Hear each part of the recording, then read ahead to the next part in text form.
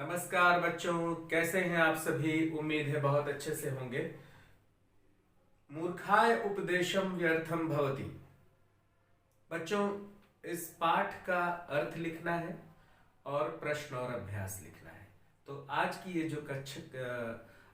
जो कक्षा है, इसमें हम इस पाठ का हिंदी में अर्थ लिखेंगे और उसके बाद फिर प्रश्न और अभ्यास लिखेंगे। तो ये सब तो हम लोग करेंगे ही, लेकिन इससे पहले मैं एक बात आप लोगों से कहना चाहता हूँ, और वो ये कहना चाहता हूँ कि ठंड का महीना आ गया है। ठंड बहुत तेज़ हो गई है और बंगाल की खाड़ी से चलने वाली जो नमी युक्त हवाएं हैं, उन्होंने हमारे क्षेत्र का जो तापमान है उसे बहुत गिरा दिया है और जल्द ही इसके और भी अधिक गिरने की आशंका है। तो बहुत तेज ठंड पड़ेगी, जैसा कि हर साल आपने महसूस किया ही है कि हर साल बहुत तेज ठंड पड़ती है सरगुजा में। तो अब ठंड का तेवर दिखना शुरू हो गया है बच्चों, इसलिए ठंड को गंभीरता से लीजिए, बच कर रहिए, खूब अच्छे से स्वेटर पहनिए, कान ढक के रहिए और घर से शाम होने के बाद कम निकलिए, क्योंकि बाहर बहुत ठंड रहती है। घर में रहिए। मैं ऐसा इसलिए कह रहा हूँ बच्चों, क्योंकि देखिए, ये सामान्य समय नहीं है, ये बहुत ही विपरीत समय है, जिसे हम हमेशा हमेशा तक कोरोना काल के नाम से जानेंगे। इस समय को आप भी देख रहे हैं, इस समय को हम लोग भी देख रहे हैं।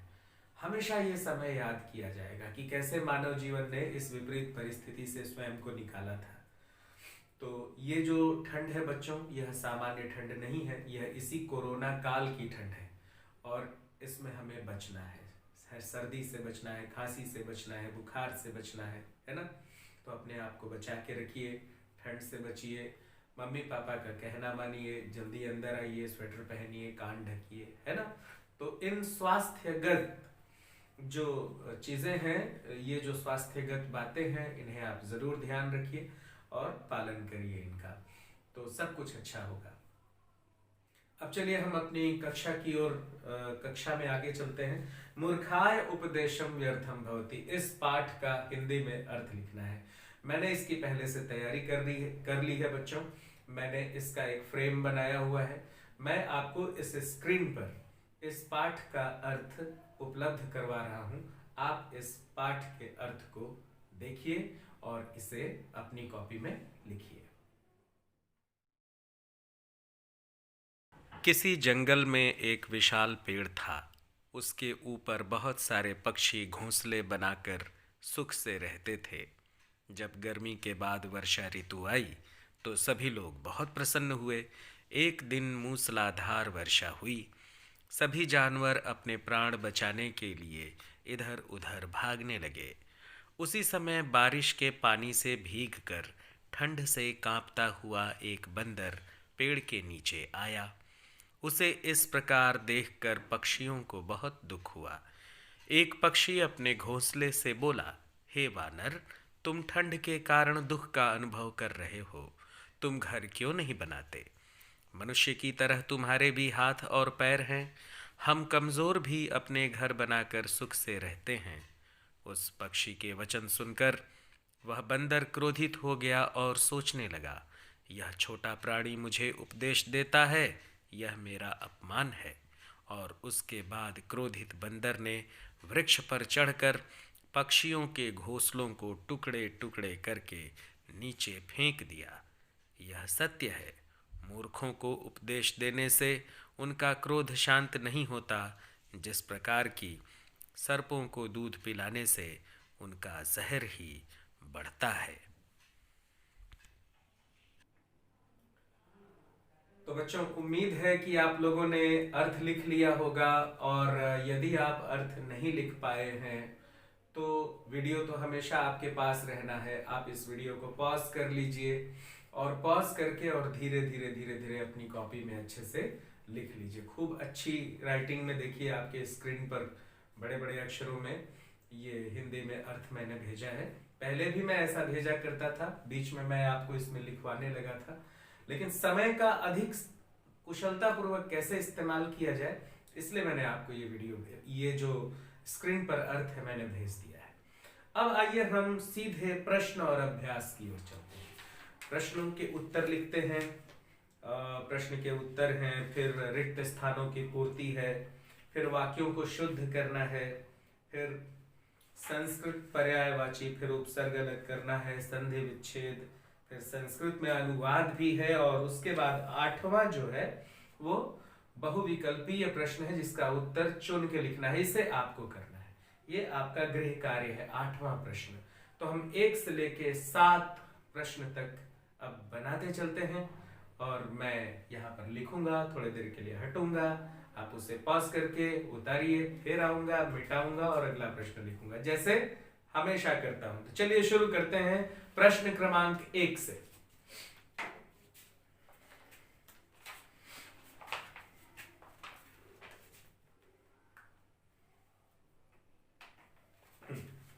प्रश्न क्रमांक 1, वृक्षः कीदृशः आसीत्?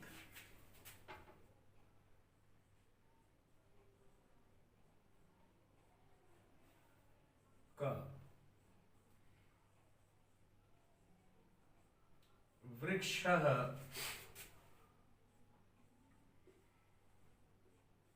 विशालः आसीत्।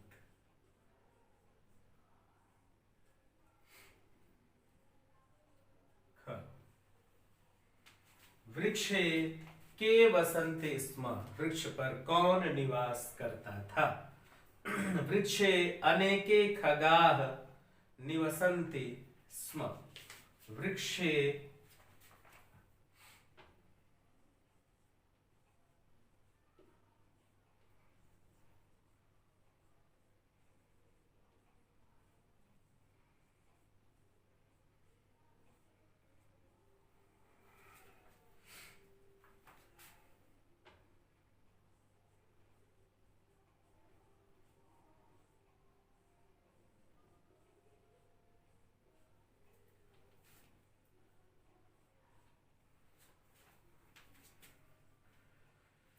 वृक्षतले कः आगतः?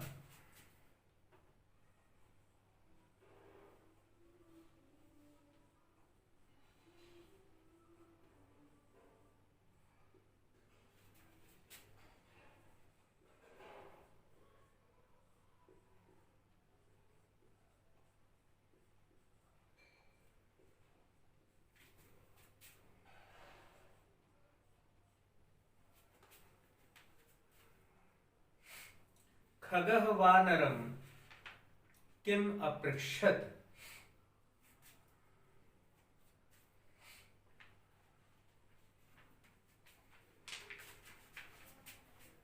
इसका उत्तर थोड़ा बड़ा है बच्चों।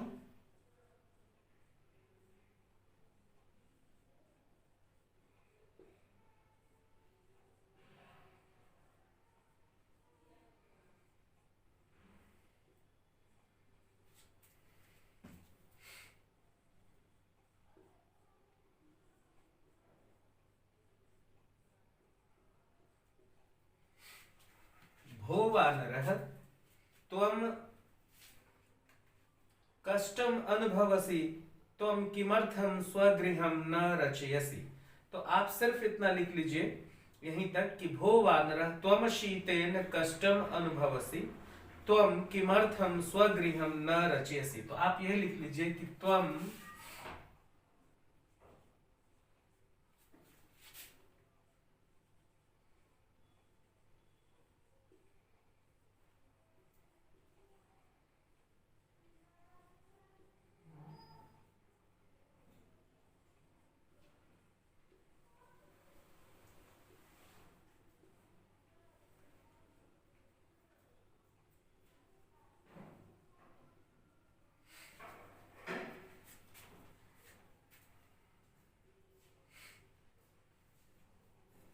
वैसे तो पक्षियों ने बहुत ज्यादा बातचीत की है बच्चों इसमें, और यहाँ से देखिए आपकी भो वानरः त्वं शीतेन कष्टम अनुभवसि, त्वं किमर्थं स्वगृहं न रचयसि, मनुष्यस्य इव ते अपि हस्तौ पादौ च सन्ति, वयं निर्बलाः अपि स्वगृहाणि रचयित्वा सुखेन निवसामः। यहाँ तक है, लेकिन जो मूल भाव है वो यही है कि जो पक्षी हैं वो बंदर से ही पूछते हैं भाई तुम अपना घर क्यों नहीं बना रहे। है ना। तो हम इतना ही लिखते हैं कि खगः वानरम अपृक्षत भो वानरः त्वम किमर्थम स्वगृहम न रचयसि। ठीक है, इतना ही लिखेंगे।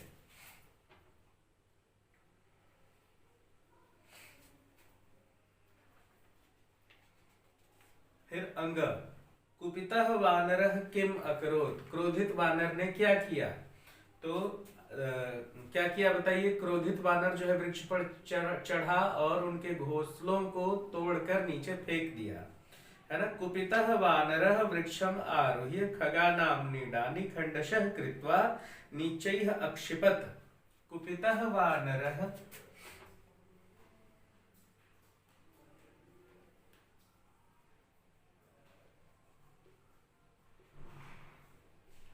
कुपितः वानरः खगानां नीडानि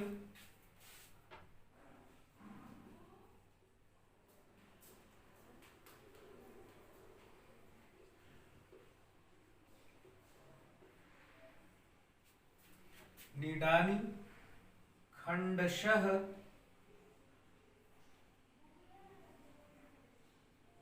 कृत्वा कृत्वा नीचैः अक्षिपत्।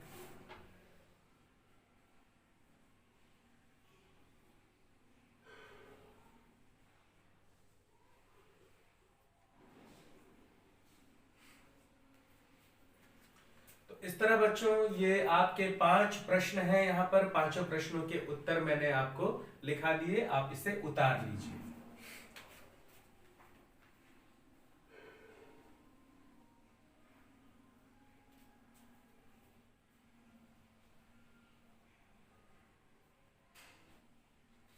अब बच्चों मैं इसे मिटाता हूं और हम अब अगला प्रश्न लिखते हैं।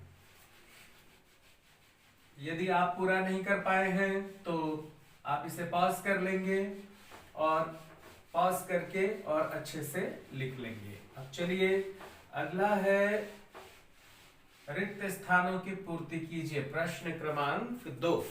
तो जो शब्द भरे जाएंगे बच्चों उन्हीं शब्दों को मैं यहाँ लिखता हूं। क ख ग घ अंग 5 रिक्त स्थान है। कौन कौन से शब्द भरे जाएंगे मैं लिखता हूं, आप सभी उतार लीजिए। प्रश्न क्रमांक 2 क, खगा खाली स्थान रचयित्वा सुखेन वसन्ति स्म नीडानि।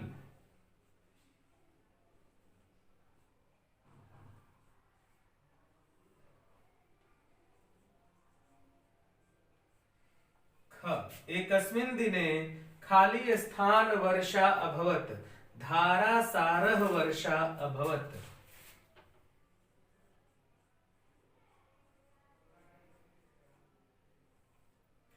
धारासारः वर्षा अभवत्।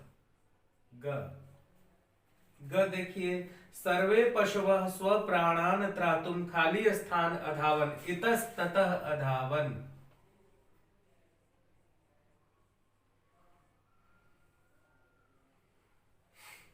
इतस्ततः अधावन्।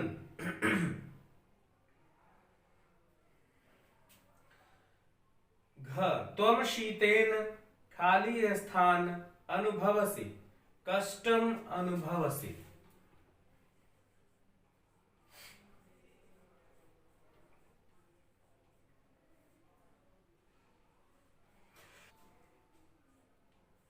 अंग, उपदेशो हि मूर्खाणां खाली स्थान न शांतये प्रकोपाय न शांतये।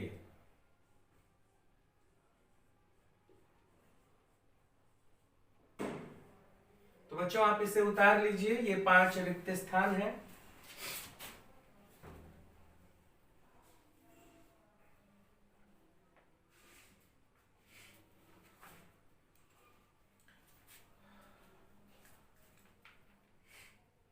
अब अगला प्रश्न है बच्चों, निम्नलिखित वाक्यों को शुद्ध कीजिए। मैं इसे मिटाता हूं।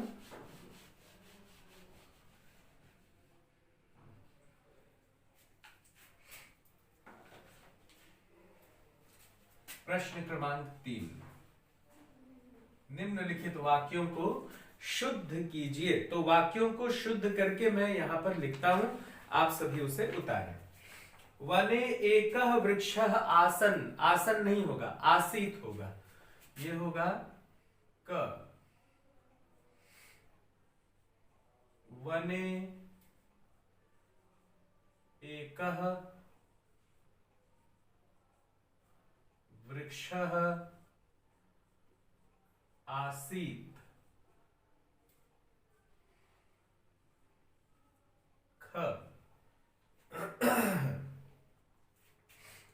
खगाः सुखात् निवसन्ति स्म, सुखेन निवसन्ति स्म। खगाः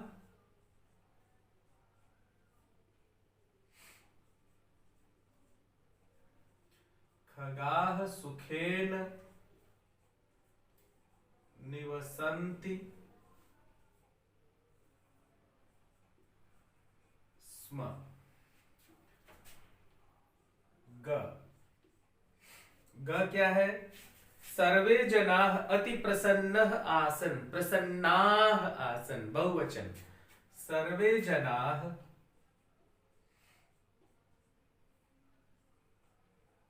सर्वे जनाः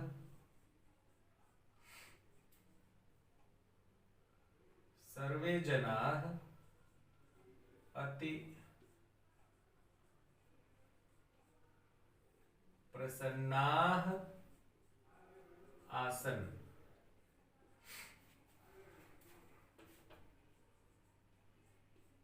सर्वे जनाः अति प्रसन्नाः आसन्।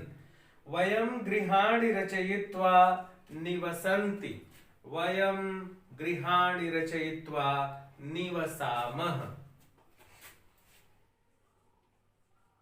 वयं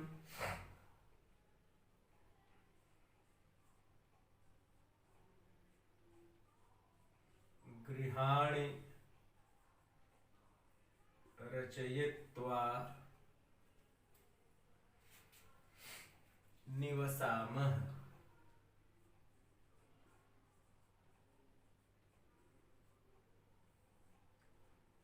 वयं निवसामः। अंग, एषः क्षुद्रः जीवः मम उपदिशति, माम उपदिशति। एषः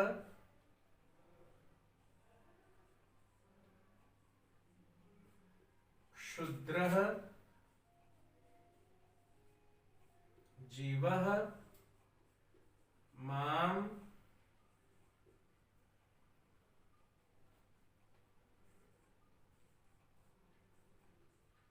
उपदिशति। एषः क्षुद्रः जीवः माम उपदिशति। तो इस तरह ये पांचों वाक्य यहां पर शुद्ध हो गए बच्चों, आप उतार लीजिए।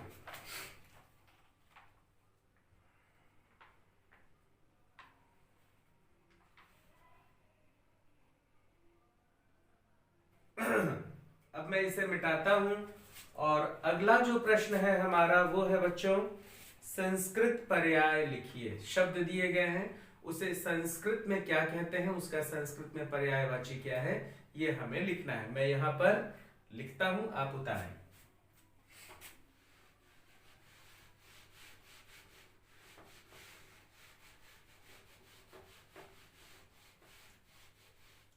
प्रश्न क्रमांक 4।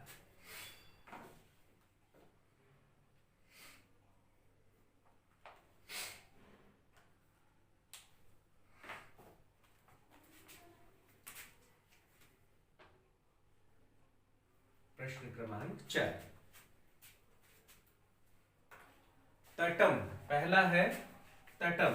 तटम को बोलते हैं, तट को बोला जाता है तीर, तो ये हो जाएगा तीरम। ख,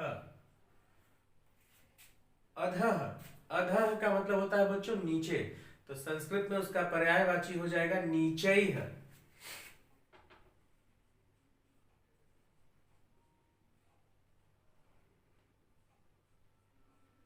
ग,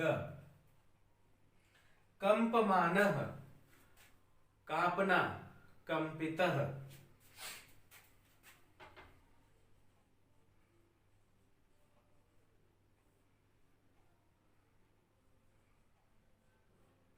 घ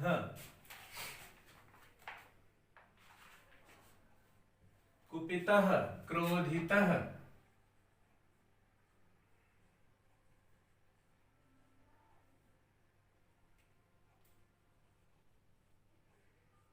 अंग वानरः कपिः,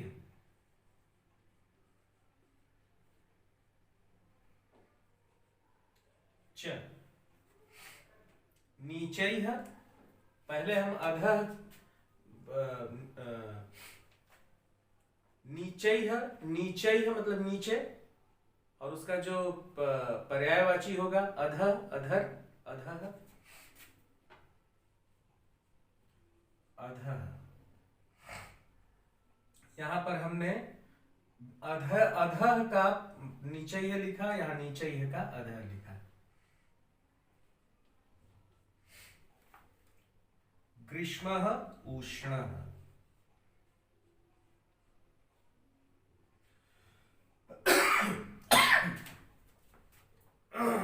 तो इस तरह बच्चों ये प्रश्न क्रमांक 4 यहीं पर संपन्न हुआ। इसे आप देख लीजिए और इसे पॉज करके अच्छे से उतार लीजिए। मैं बीच से हटता हूं कुछ समय के लिए।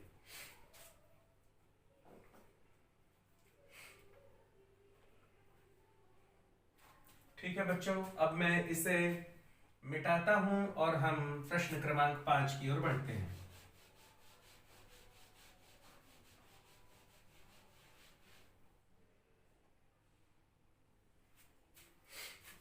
प्रश्न क्रमांक 5 में बच्चों आपको उपसर्ग अलग करना है। प्रश्न क्रमांक 5, तो मैं यहां पर मूल शब्द लिखता हूं और उसमें क्या उपसर्ग होगा उसको यहां पर लिखता हूं। पहला है अनंतरम,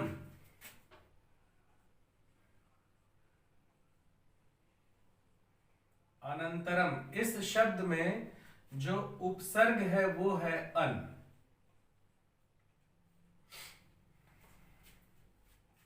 दूसरा है समागच्छत,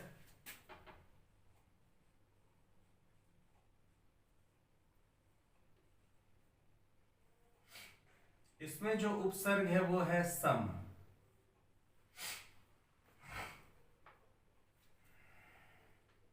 तीसरा है निर्बलाह,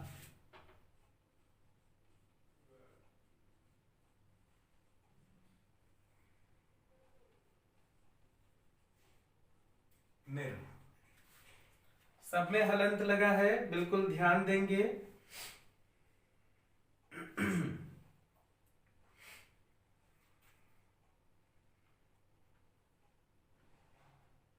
निवसामः,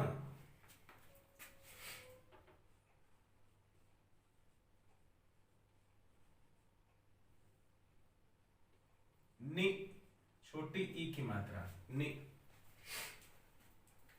और अंतिम है अनादरः,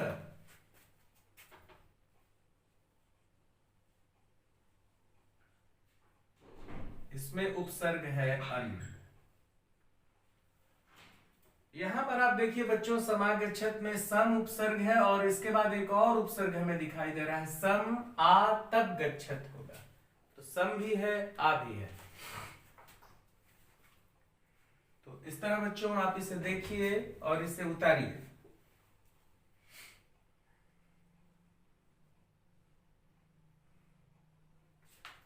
इसके बाद है बच्चों प्रश्न क्रमांक 6 और वह है संधि विच्छेद। तो संधि विच्छेद करिए। संधि विच्छेद क्या होगा, किस तरह होगा, मैं यहां लिखता हूं, आप सभी उतारेंगे।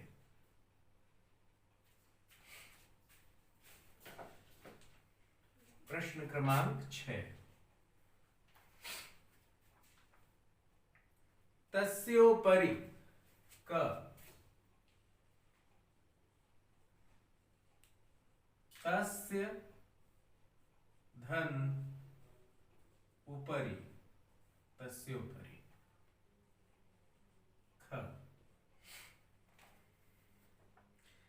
इतस्ततः, इतः धन ततः,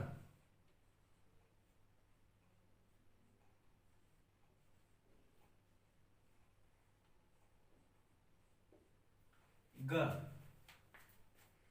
वर्ष ऋतु, वर्षा धन ऋतु,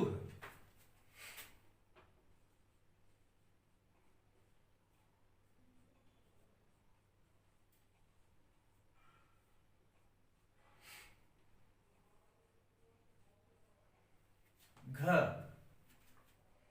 तस्मिन्नेव, तस्मिन् धन एव,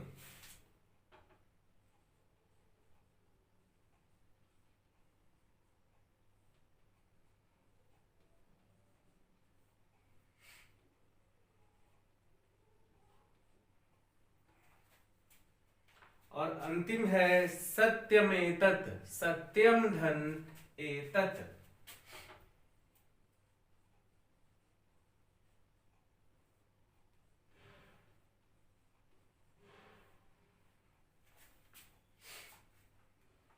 सत्यमेतत् हलंत लगेगा। तो इस तरह बच्चों तस्योपरि, तस्य धन उपरि, इतस्ततः, इतः धन ततः, वर्षा, वर्ष ऋतु, वर्षा धन ऋतु, तस्मिन्नेव, तस्मिन् धन एव, सत्यम धन एतत्, सत्यमेतत्।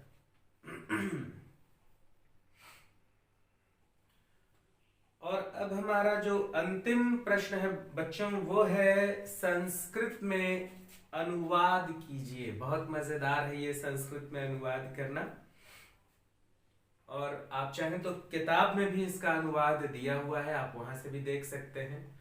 कुछ आपको स्वयं अंदाज लगाना पड़ेगा, आपको समझना पड़ेगा कि कर्ता के साथ धातु रूप कौन सी प्रयुक्त होगी, कौन सा रूप चल रहा है, लिंग वचन क्या चल रहा है, किसके हिसाब से हमें धातु रूप शब्द रूपों को रखना है, कारक के कौन से चिन्ह होंगे, इन सब का अनुवाद करने में हमें ध्यान रखना होता है। तो चलिए हम अनुवाद करते हैं। प्रश्न क्रमांक 7 मैं इसे मिटाता हूं और 7 को हम यहां पर लिखते हैं।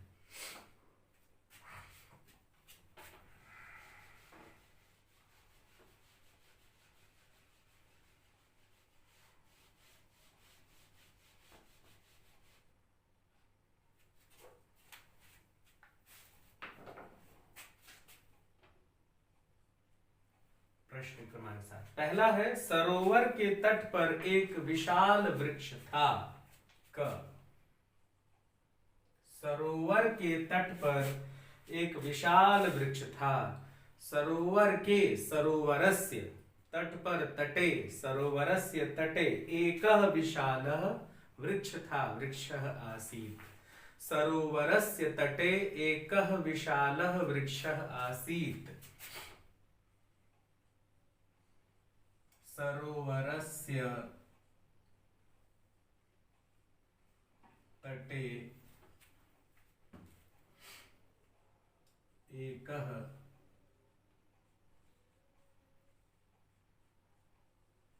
विशालः वृक्षः आसीत्।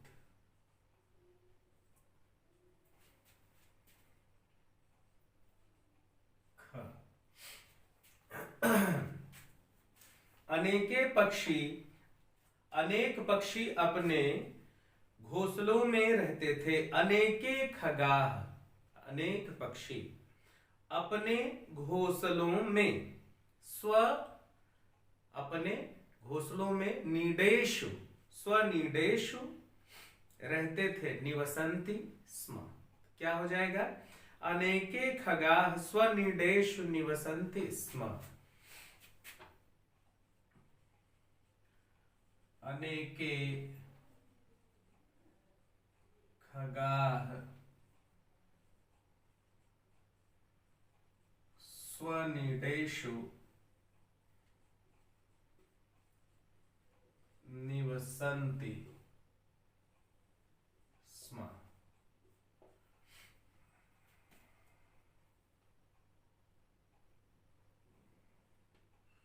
ग,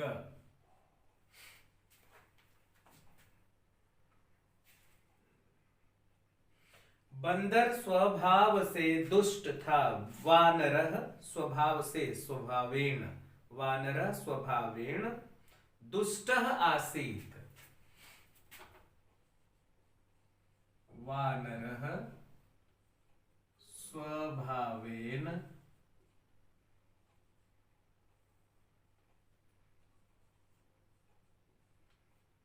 दुष्टः आसीत्।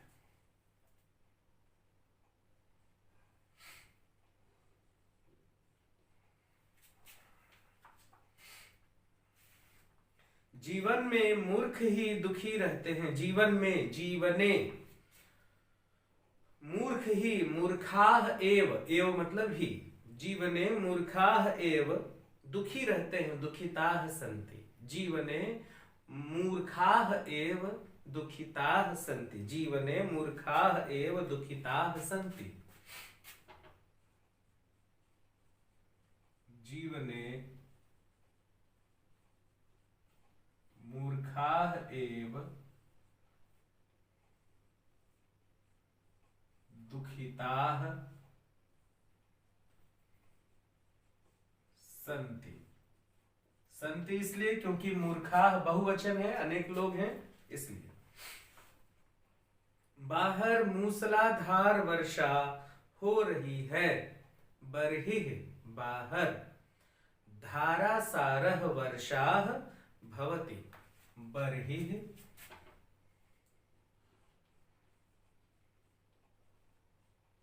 बर्हिः धारासारः वर्षाः भवति। बर्हिः धारासारः, बाहर मूसलाधार वर्षा हो रही है। बर्हिः धारासारः वर्षाः भवति।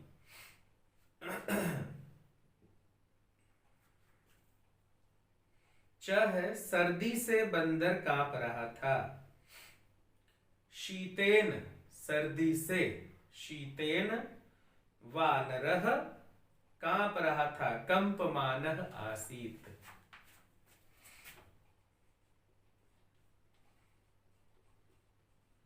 शीतेन सर्दी से, वानरः